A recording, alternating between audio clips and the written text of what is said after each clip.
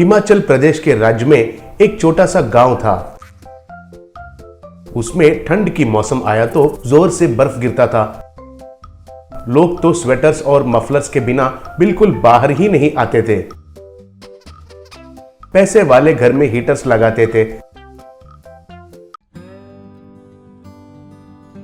तो गरीब वाले लकड़ी जलाकर सर्दी से बचते थे। वही गांव में देवानंद कहकर एक आदमी एक छोटा सा घर में उसकी पत्नी गोमती और बेटा बन्नी के साथ जी रहा था। उसका एक पूरी का थैला था, उधर वो पूरी बनाकर आए ग्राहकों को देता था। गोमती घरों में काम करती थी। बन्नी तो स्कूल में पढ़ाई करने लगा। वही गांव में स्वीटी और तमन्ना कहकर दो धनवान के बेटियां थे। उनके पास पैसे बहुत है कहकर बहुत अहंकार भी था। कीमती कार्स में घूमते हुए, पब्स में पार्टी करते हुए, शराब पीकर नशे में डांस करते थे। शराब के नशे में ही कार्स को बहुत तेजी से चलाते थे। पिज्जा शॉप्स में पिज्जा खाना उनको बहुत पसंद था। एक बार अचानक से देवानंद का देहांत हो गया। गोमती और बन्नी बहुत दुखी होने लगे। तब गोमती, बेटा, मेरा कमाई घर के खर्चे के लिए और तुम्हारे पढ़ाई के लिए काफी नहीं होंगे, इसलिए पिताजी का पूरी का व्यापार मैं चलाने के लिए सोच रही हूँ, बोली। तब बन्नी, ये तो बहुत अच्छा विचार है माँ। मैं भी जब स्कूल नहीं रहता है तब तुम्हारी मदद करूँगा माँ, कहा। ऐसे वे दोनों मिलकर पूरी का थैले पर पूरी बनाते हुए बेचने लगे। ठंड का मौसम आया। ऐसे उधर ठंड का मौसम खत्म होने तक कोई भी व्यापारी उनके थैले नहीं लगाते थे, लेकिन गोमती वालों का हालत अलग था। गोमती, बेटा, देखा है ना, बर्फ की वजह से एक गाड़ी भी दिखाई नहीं दे रहा है। तुम घर के पास रहो, हमें इस मौसम में भी थैले को चलाना पड़ेगा। कल से मैं अकेले ही संभालती हूँ, ठीक है ना, बोली। ऐसे वो बेचारी उस ठंडा बर्फ में बिना स्वेटर पहने पूरी बनाकर कांपने लगी।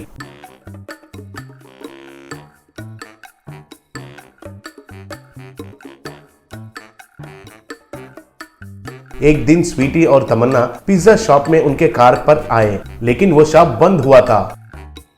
तब स्वीटी, ओह क्रैप, अब क्या करेंगे? बहुत भूख लग रही है यार, घर में खाना हमें जमता नहीं है कहकर तुम्हें पता है ना, बोली। तब तमन्ना को गोमती का पूरी का थैला दिखाई दिया।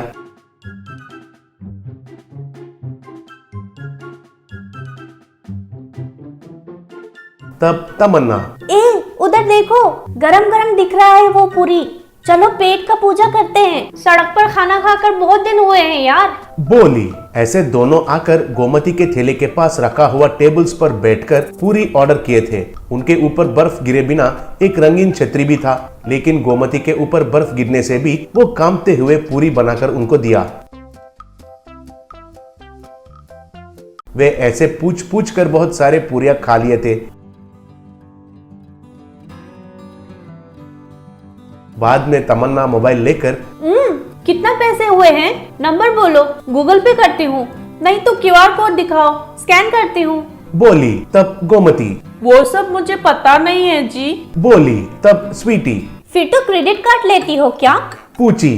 तब गोमती, उसके बारे में मुझे पता नहीं है जी, मैं तो केवल पैसा लेती हूँ, बोली। तब स्वीटी, व्हाट नॉनसेंस, जीपे नहीं है, क्रेडिट कार्ड स्वाइप नहीं है, क्यों मजाक लग रहा है क्या, पैसे लोगी पैसे, कौन से जमाने में अटक गई हो तुम, हमारे पास तो पैसे नहीं है, अब कैसे, पूछी।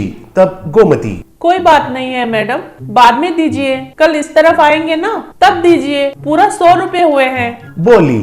तब तमन्ना, क्यों रे, तुम्हारे खाली 100 रुपए के लिए हमें कार में आकर नीचे उतरकर तुम्हें पैसे देना है, हम कौन है पता है तुम्हें, कहकर दोनों गुस्सा होकर उधर का टेबल्स को फेंककर थैले को भी धक्का देकर उधर से चले गए। उससे गोमती बहुत दुखी हुई।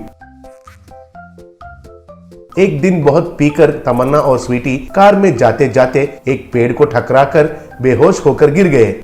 वही रास्ते पर जा रही गोमती उनको देखी। वो नजदीक जाकर देखी तो दोनों बेहोश गिरकर दिखाई दिए। गोमती को क्या करना है कुछ समझ में नहीं आया।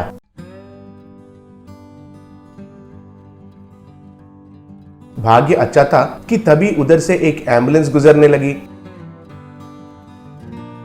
गोमती तुरंत उसे रोककर उनसे जो हुआ वो बताई। ऐसे वे सब मिलकर उन दोनों को एम्बुलेंस में चढ़ाकर अस्पताल में भर्ती किए थे।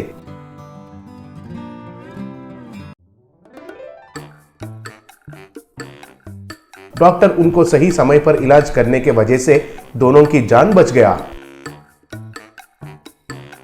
बाद में दोनों को होश आकर डॉक्टर को धन्यवाद कह रहे थे, तब डॉक्टर, आप थैंक्स मुझे नहीं कहना चाहिए, इनको कहना चाहिए। सही समय पर आपको देखकर इधर लेकर आई है, नहीं तो बहुत खतरा हो सकता था।